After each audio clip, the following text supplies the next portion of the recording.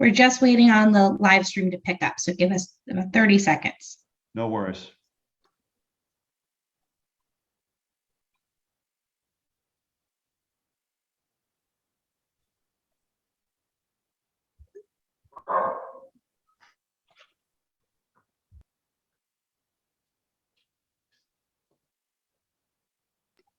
Governor Murphy, as soon as you're ready.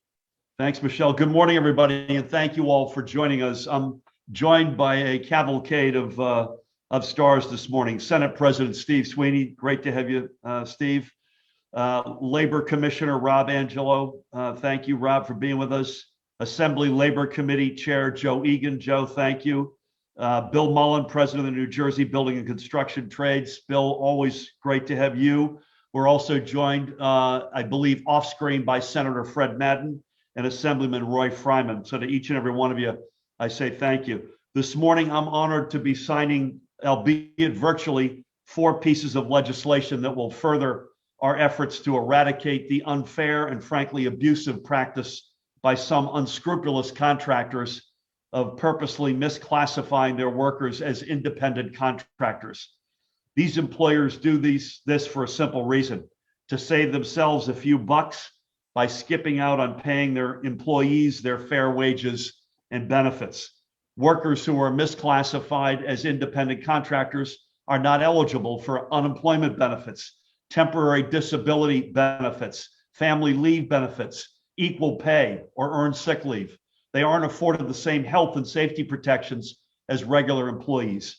Employers who engage in misclassification unlawfully drive down wages and may pay workers in cash off the books to give themselves an unfair competitive advantage against the employers who do right by their workers and follow our laws. And that's an important thing to note. Not only does misclassification hurt workers, which it does, but it also hurts honest employers who play by the rules and pay the women and men who work for them their fully deserved wages and benefits. And as Bill has reminded me over the past number of years, the state also suffers as a result of lost revenue. So this is a lose, lose, lose. Our administration, and I'm proud to say we have, and we've had great support from legislative leaders, has made fighting misclassification a key priority.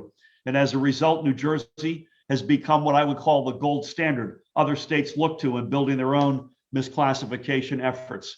Working across the cabinet, and that's a key piece of this, with Rob Sarangelo, but also with our Attorney General, Gerbert Graywall, Treasurer Liz Moyo, Banking and Insurance Commissioner Marlene Caride, and as I mentioned, alongside the legislature led by the Senate President and leaders in labor as well, we put together a misclassification task force that spurred the enactment of new laws to stiffen penalties and enhance our ability to go after misclassification head on.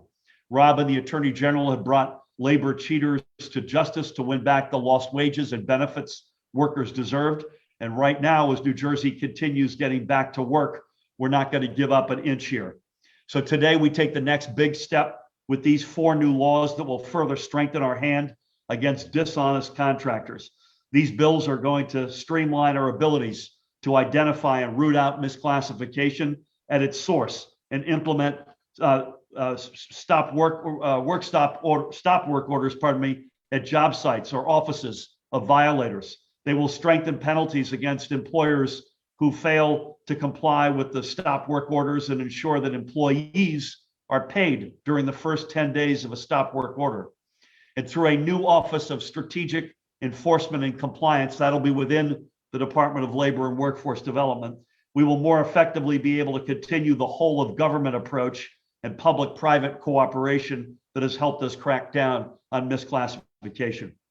I want to thank not only the folks on the screen with me, but the other sponsors of these bills. I already mentioned his name. He's on with us off screen. Senate Labor Committee Chair Fred Madden, Senators Linda Greenstein, Joe Lagana, Steve Oroho, and Troy Singleton, and Assembly members, in addition to Roy Fryman and Joe Egan, obviously, Rob Karabinchak, Parker Space, Shavonda Sumter, and Anthony Borelli. And by the way, please note on that list that it is a bipartisan group of legislators, and that's something that we can all be proud of.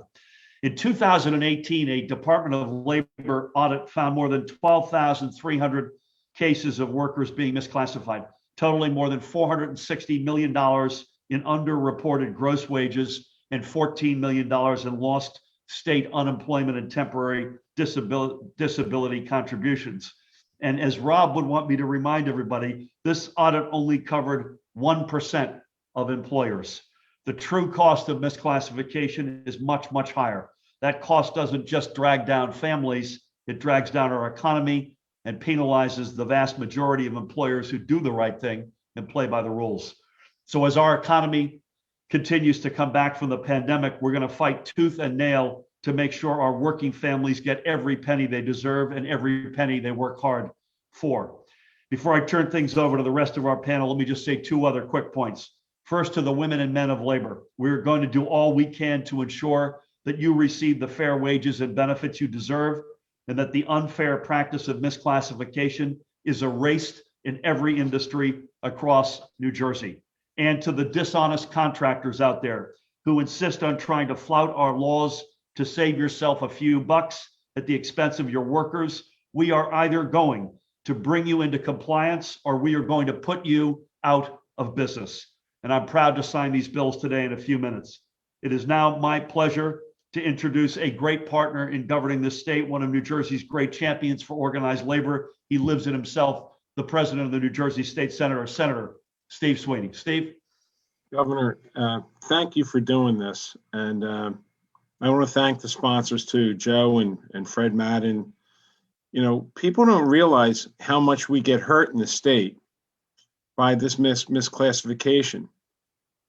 We're over $100 million in lost taxes easily by people gaming the system. And all we're talking about is everybody playing by the same set of rules.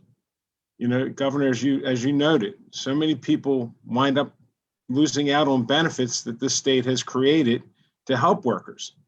So this is taking advantage of workers, and really it's abusive. So this is a long time coming, Governor. This is absolutely, in my mind, the gold standard. New Jersey's leading the way. You know, I want to recognize Rob, your commissioner. I think he's done an outstanding job. But most importantly, that we're now going to be talking to other departments and other agencies, because that coordination is going to close the loop. You know, Governor, a lot of times people see a construction job and, you know, the people are there, then they're gone, right? They're there and they're gone. They're there 3 months. Well, they don't pay taxes. They don't pay workers' comp. They pay nothing.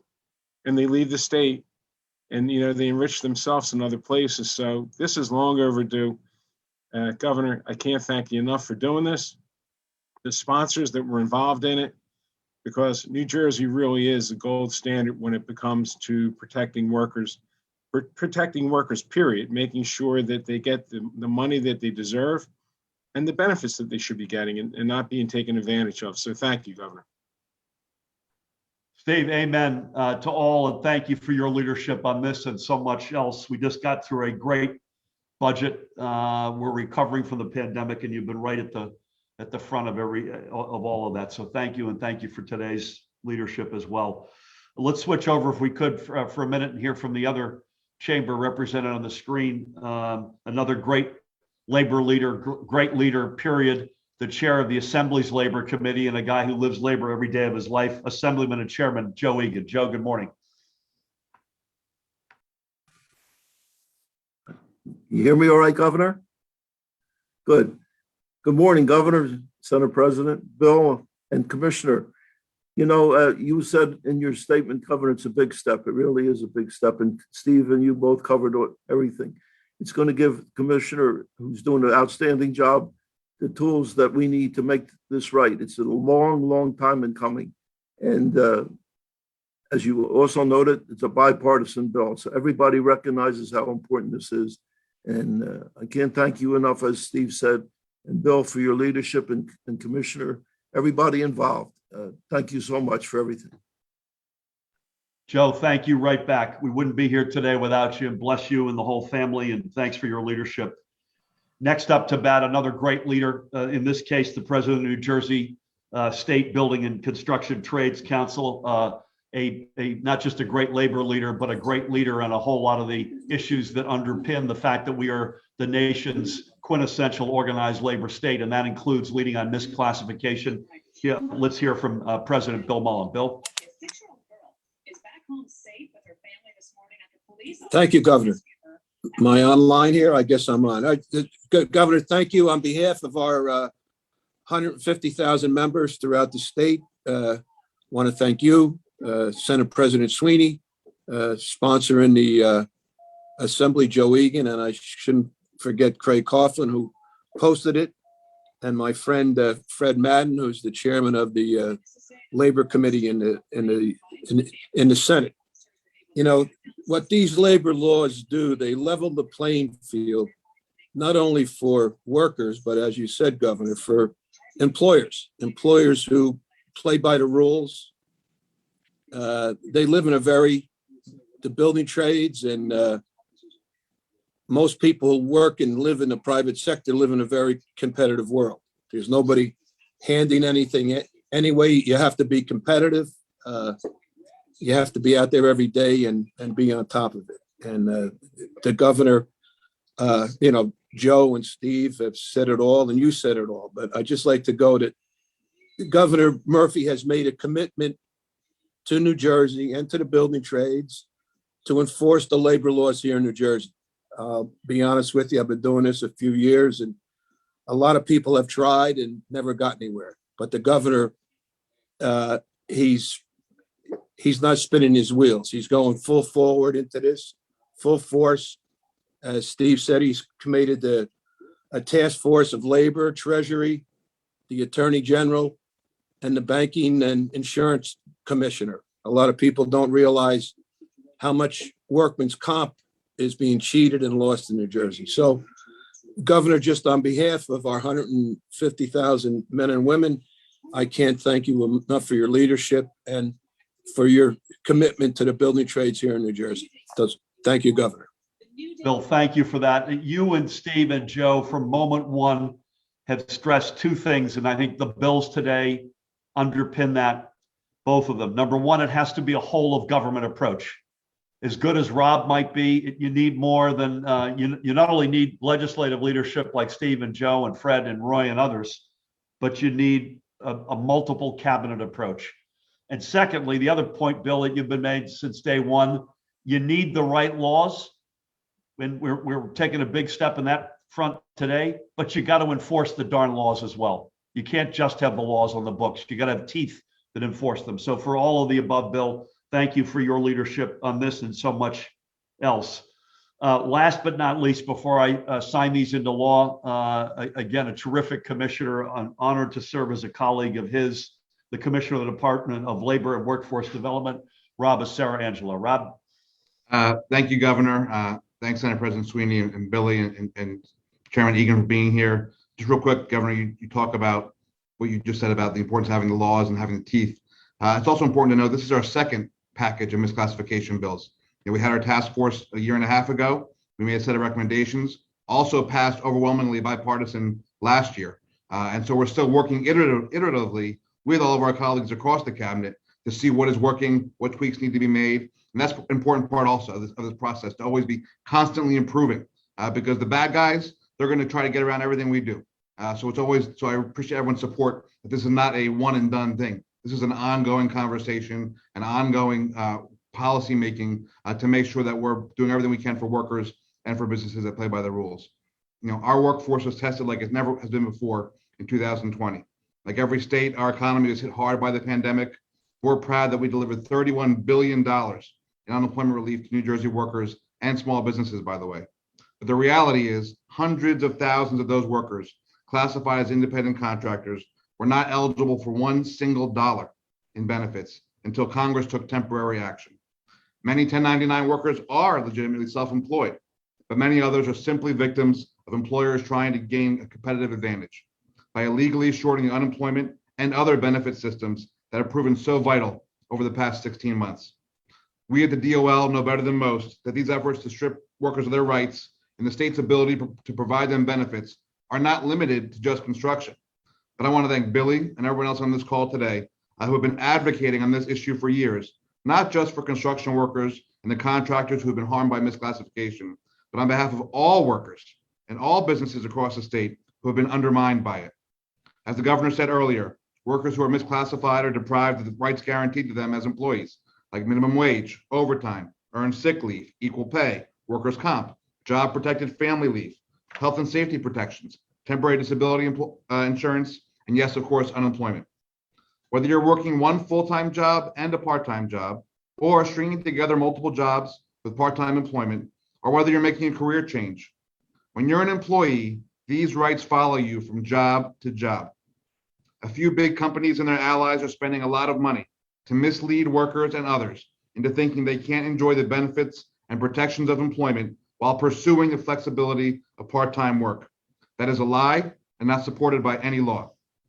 From the start, this administration prioritized combating worker misclassification. I want to thank the governor and our legislature who have collaborated to make New Jersey the hands-down gold standard for worker protections. We should all be proud that we are the best state to be a worker in the entire country. Because of the wages, rights, and benefits New Jersey guarantees, we're also the state whose workforce delivers the biggest value to employers. The actions taken by the governor here today will only bolster our workforce, the employees who deserve protections put in place for them, and the employers who play by the rules. Businesses looking to skirt the rules are running out of options. Workers have more career choices than ever before. And now we at the Labor Department have more authority to pursue bad actors, shut down their work sites, and pursue civil and criminal penalties with our partners in the Attorney General's office and across state agencies. This is a big job, and we know at times we'll have a tough road ahead, but we're ready for the task of following through on our commitment to protect our workers and our employer community. Thank you, Governor, and thank you to the members of the legislature who are here today, and Billy, of course.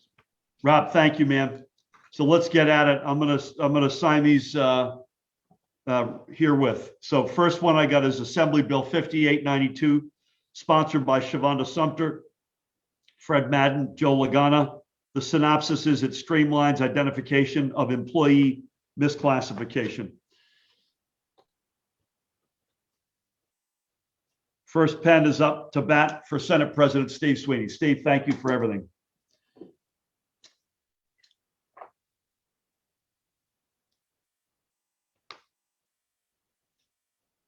Second one up to bat, Bill Mullen. Mr. President, thank you for everything you do. Blessings. Next bill we've got is Assembly Bill 5891, sponsored by Joe Egan, Rob Karabinchak, Parker Space, Fred Madden, Steve Araho. The synopsis is it creates the office I referred to in my remarks, the Office of Strategic Enforcement and Compliance under Rob's oversight, and appropriates $1 million from the general fund to set that office up. And Joe Egan is the first name I read off, and this I will sign with this pen. And Joe will get this one to you. Thank you, sir. Congratulations. Rob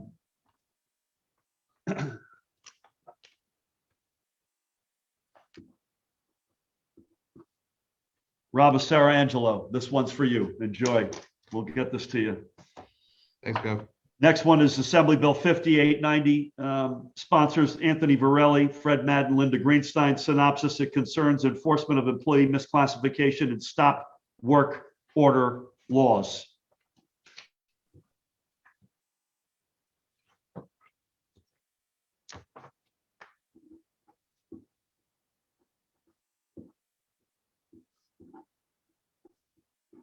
I know he's on with us, and I want to give him a big shout out. This pen is for Senator Fred Madden. Fred, God bless you, and thank you for your leadership on this and in so many other areas.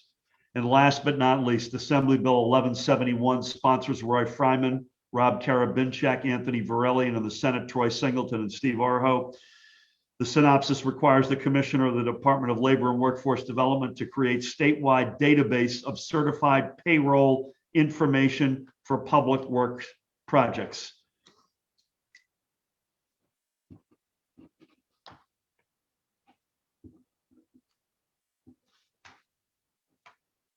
I mentioned he was one of the sponsors of this one, and this pen is going to go out to Roy Fryman, who I also know is on with us today.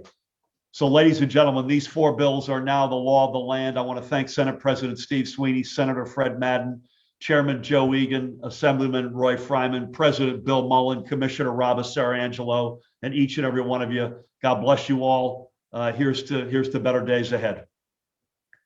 Thank you, Governor. Thank you all.